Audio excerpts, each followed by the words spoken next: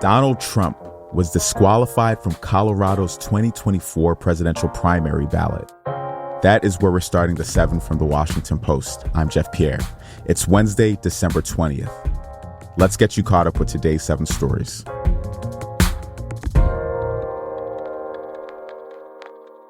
The Colorado Supreme Court ruled yesterday that Trump engaged in insurrection during the January 6th attack at the U.S. Capitol in 2021.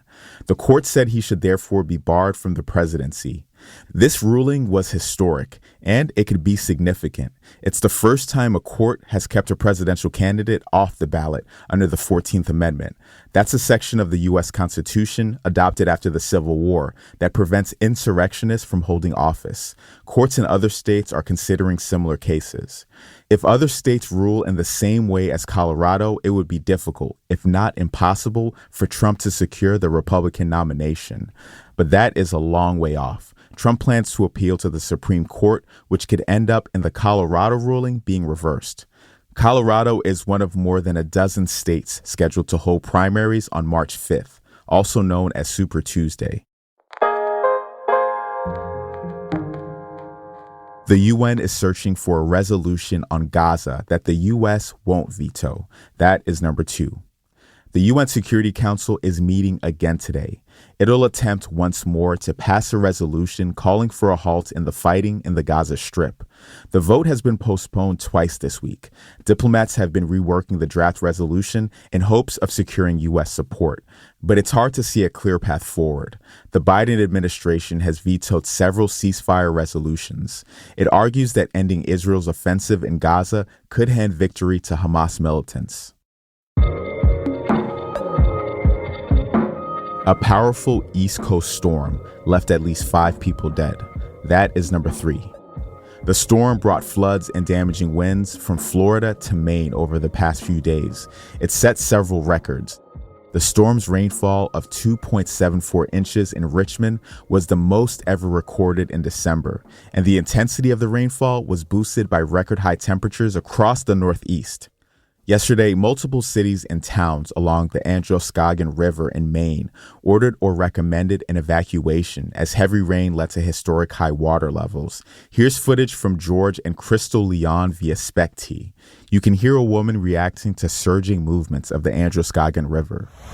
Holy moly, that is crazy. Look at the power. The storm system swept into eastern Canada yesterday, but its impacts are still being felt in the northeast of the U.S. More than 400,000 customers were still without power late yesterday, most of them in Maine, and flood warnings were in effect for many river areas.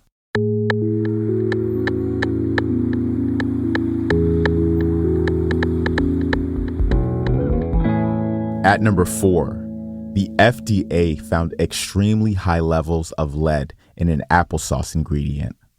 The FDA said this week that it had carried out an inspection of a food plant in Ecuador.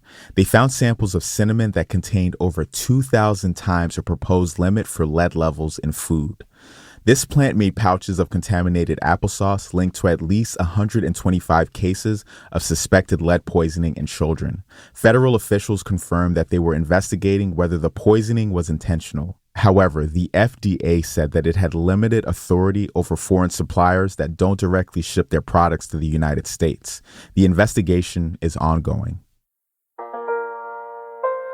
Number 5. Minnesota unveiled its new flag design yesterday. You can see the new design in today's newsletter. It's pretty simple. It has a navy part on the left, which is supposed to be an abstract shape of the state. It also has an 8-pointed star, which is a feature in art from indigenous communities. Minnesota has been searching for a new flag design because the current one has been deemed offensive. It shows a white settler, a rifle leaning on a tree stump, and an indigenous man riding away on horseback. If it's approved, the new design will debut on Statehood Day in May.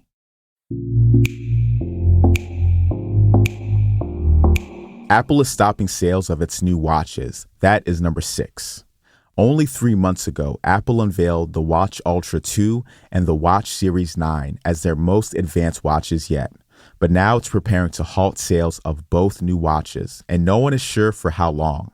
This is all because of a patent dispute. A medical firm says Apple copied its technology for a feature that monitors blood oxygen levels. The decision means that Apple will stop selling these watches on apple.com after 3 p.m. Eastern Time tomorrow. It'll stop selling them in physical stores after this Sunday, which is Christmas Eve.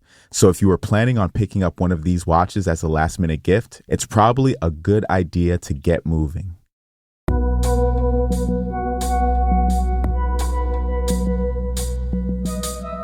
And at number 7, apes appear to remember old friends and family for decades.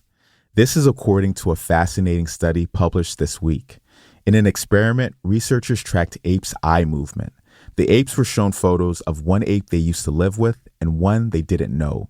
And most of the apes lingered on their old friends. On average, they looked at their old groupmates for about a quarter of a second longer than the stranger, and some of them hadn't seen their friends in decades. These results are pretty amazing. They amount to some of the longest lasting memories ever recorded in the animal kingdom, and it suggests our own complex social networks have deep evolutionary roots. That's the show for today. If you're looking for a way to dive a little deeper into the news, you should check out our afternoon show. It's called Post Reports. Yesterday, they discussed the war in Gaza, the U.S. response, and the mounting concern over Israel's tactics. You can find Post Reports wherever you listen to podcasts. And don't forget to subscribe.